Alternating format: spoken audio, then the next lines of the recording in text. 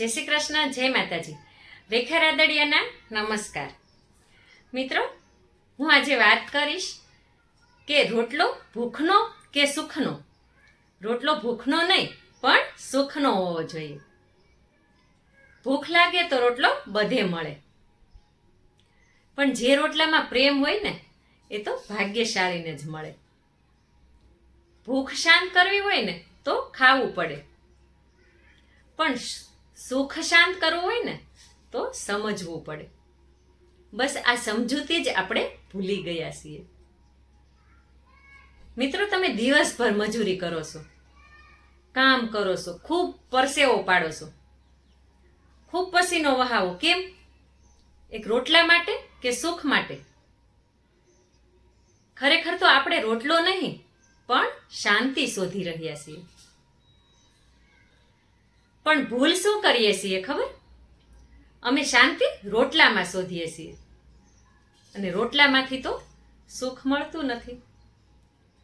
અત્યારે બધાને એવું લાગે છે કે પૈસા હશે તો સુખ થશે, પણ ફક્ત પૈસાથી સુખ મળતું નથી.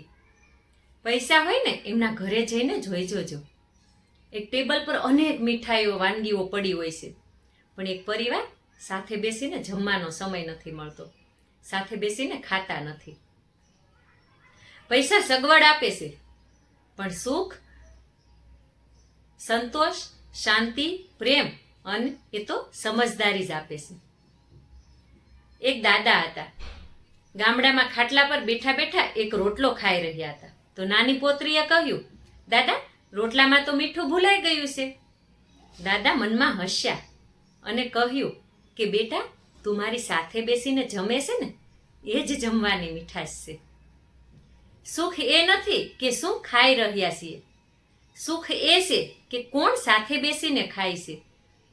અરે, મજૂર વર્ગને જોઈ લ્યો, કાળી મજૂરી કરે છે પણ સાથે બેસીને પ્રેમથી જમે છે.